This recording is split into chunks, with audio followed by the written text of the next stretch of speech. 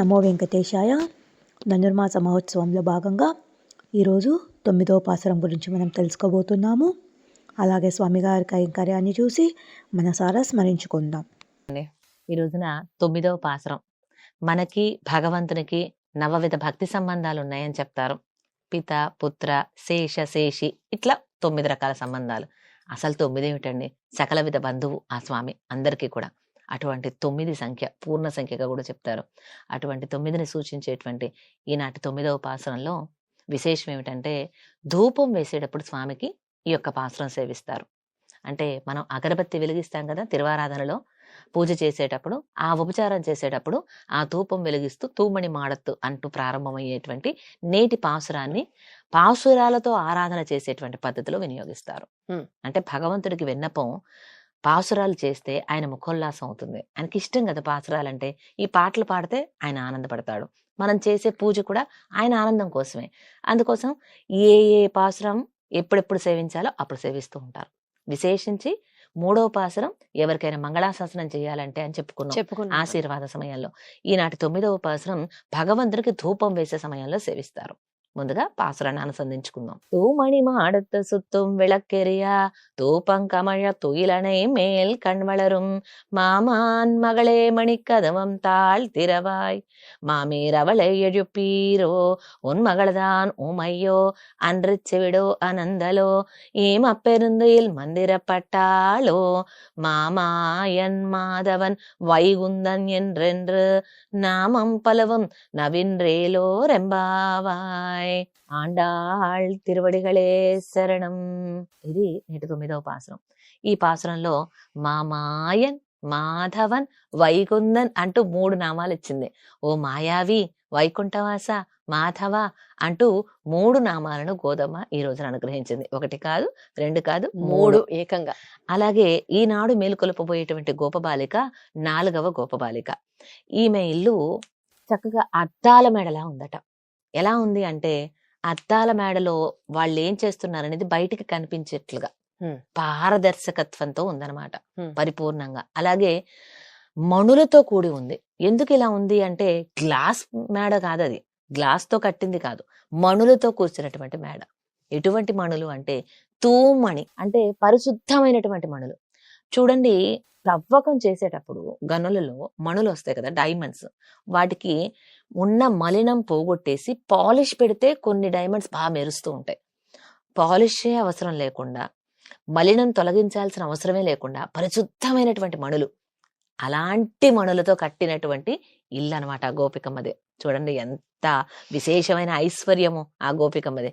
అనిపిస్తుందా మనం కూడా ఆ రోజుల్లో ఉండుంటే బాగుండేది, ఆమెను మేలుకొల్పే బదులు ఎలాగో నిద్రపోతుంది కదా అని 4 మణులు పిక్కుని అసలు ఇల్లే మణులతో ఎలా కట్టారు అసలు? అటువంటి మణులతో నిర్మితమైనటువంటి ఇంట్లో ఉంటుందన్నమాట ఆ గోపబాలిక. అంత విశేషమైనటువంటి ఐశ్వర్యవంతురాలు. ఏం ఐశ్వర్యం? భగవంతుని మీద ప్రేమ అనేటువంటి ఐశ్వర్యం. అటువంటి మణులన్నీ ఉన్నాయి కదా, మణులతోనే కట్టబడ్డ ఇల్లు కదా. ఆ మణులు ఏమిటి అంటే తన మనసు లాంటిది అని అంతరార్థం. అలా అలా అంటే ఐశ్వర్యం ఉన్నది, లౌకికంగా చెప్పే ఐశ్వర్యం కూడా ఉంది. గోపికలు కదా. అటువంటి మణులతో నిర్మించబడినటువంటి భవనంలో ఆమె చక్కగా పవళించి ఉన్నది. అయితే చుట్టూ దీపాలు పెట్టుకొని మరీ పవళించి ఉందట. వీళ్ళకి బయట నుంచి కనిపిస్తుంది అనమాట లోపల ఏం జరుగుతుంది అనేది. వీళ్ళేమిటంటే నిద్ర పట్టక అల్లాడుతూ ఎప్పుడెప్పుడు తెల్లవారుతుందా అని పూర్తిగా తెల్లవారకు ముందే రాత్రి 1 జాము గడిచాక, అంటే సుమారు 2-2:30 దగ్గర నుంచే వీళ్ళు లేచి ఒక్కొక్కళ్ళని మేల్కొలుపుతూ వీళ్ళు ప్రయాణం సాగిస్తుంటే, ఈవిడేంటంటే హాయిగా పడుకుని ఉంది చుట్టూ దీపాలు పెట్టుకొని. మరి ఏమిటి ఇంత విశేషం అంటే, కృష్ణయ్య ఉండుంటాడు ఆమె దగ్గర, అందుకని ఈమె అలా చక్కగా అంటే నిశ్చింతగా పడుకుంది కదా. వీళ్ళకి నిశ్చింత లేదు. ఎందుకు? కృష్ణయ్య దగ్గరికి ఎప్పుడెప్పుడు వెళ్దామా, ఎప్పుడెప్పుడు తెల్లవారుతుంది. ఆమె ఏమిటి అంటే చుట్టూ దీపాలు పెట్టుకుని మరి పడుకునింది హాయిగా అంటూ ఈనాటి మేల్కొల్పబోయేటువంటి గోపికమ్మని అత్త కూతురా అంటూ సంబోధిస్తున్నారు. ఓ అత్త కూతురా లేవమ్మా అంటూ. ఆమె ఎంతకి లేవడం లేదు, మాట్లాడట్లేదు, ఉలకట్లేదు, పలకట్లేదు. దాంతో అక్కడే తచ్చాడుతూ ఉన్నటువంటి వాళ్ళ అమ్మగారు కనపడ్డారు మన గోదాగోష్ఠికి. ఇక వెంటనే, ఓ అత్త, ఏంటి మీ అమ్మాయి లేవడం లేదు? మూగదా లేకపోతే చెవుటుదా? ఇంత లేపుతున్నా కూడా లేవడం లేదేంటి? లేకపోతే ఎవరైనా ఆమెను లేచి రానివ్వడం లేదా వీళ్ళ సందేహం ఏంటంటే కృష్ణయ్య కృష్ణయ్య అక్కడ వచ్చాడు, ఉన్నారేమో. అక్కడున్నాడు, ఈమె లేచి మాట్లాడబోతుంటే మూతి మూసేశాడని, లేచి రాబోతూ ఉంటే ఆపేశాడని, వాళ్ళిద్దరూ కలయికలో ఉన్నారని ఇలా వీళ్ళు భావన చేస్తున్నారనమాట. అందుకే ఆవిడంత నిశ్చింతగా చుట్టూ దీపాలు పెట్టుకొని మరి పడుకొని ఉంది. మేమేమో రాత్రి ఇంకా పూర్తిగా గడవక ముందే వెళ్తూ ఉంటే అంటూ ఓ అత్త కూతుర మీ అమ్మాయిని మొగదా చెవిడదా లేచి రావడం లేదేంటి అని అంటున్నారు. అంటే ఆమె అన్నది కదా, ఆ భగవంతుని నామ సంకీర్తన చేయండి, ఆమె లేచి వస్తుంది.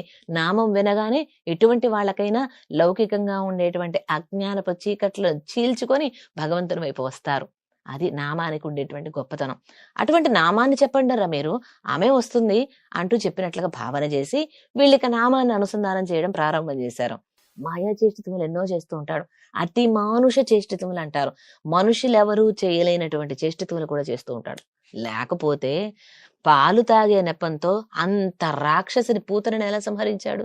రోజుల పిల్లవాడప్పుడే శకటాసురుని ఎలా సంహరించాడు? ఆ కేసి అనే గుర్రం నోటిని చీల్చడం ఏమిటి?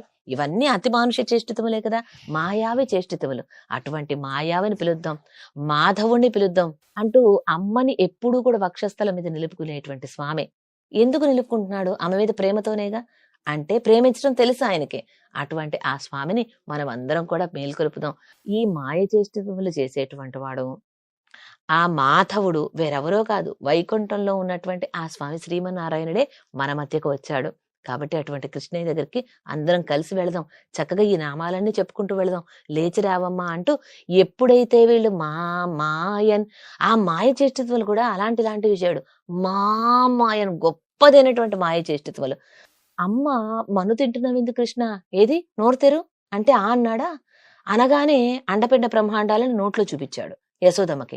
వెంటనే అమ్మా ఇన్ని రోజుల నుంచి నేను పిల్లవాడనుకొని ఏదో ఆయన్నేదో శాసిద్దాం అనుకుంటున్నాము, అఖిలాండ కోటి బ్రహ్మాండ నాయకుడే నా కడుపును పుట్టాడా అంటూ ఆమె వెంటనే నమస్కారం చేయబోయి భగవంతుడుగా తన బిడ్డను చూసుకునే లోపు ఇలా అన్నాడు. అమ్మ పొరలకి అమ్మ కళ్ళకి మళ్ళీ మాయ పొరలను కల్పించేశాడు. అటువంటి చేష్టితములు చేస్తూ ఉంటాడు.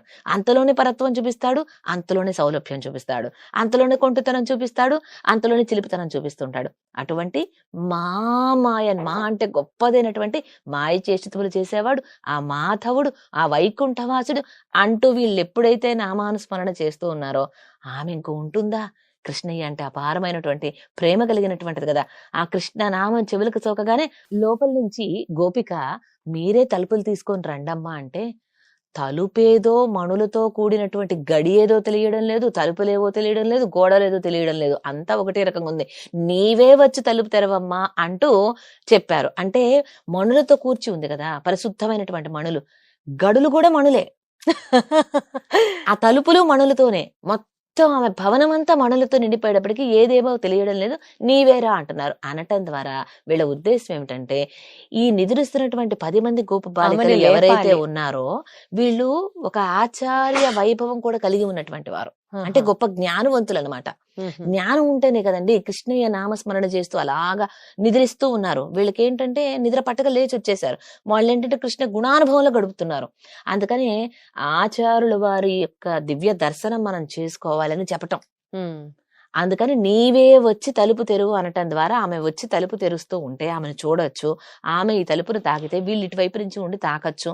అంటే ఆచారుల స్పర్శ తగులుతుంది, మనకి మనలో ఉండే అజ్ఞానాన్ని పోగొడుతుంది అనే ఒక ఉద్దేశాలు అనమాట. ఆ విధంగా ఈనాడు మేలుకొల్పబోయేటువంటి 4వ గోపికని మేలుకొలిపి తమలో చేర్చుకున్నారు. 9వ పాసురం గోపికమ్మ 4వ గోపిక. ఎందుకంటే 6వ పాసురం నుంచి కదా గోపికలను మేలుకొలుపుతున్నారు.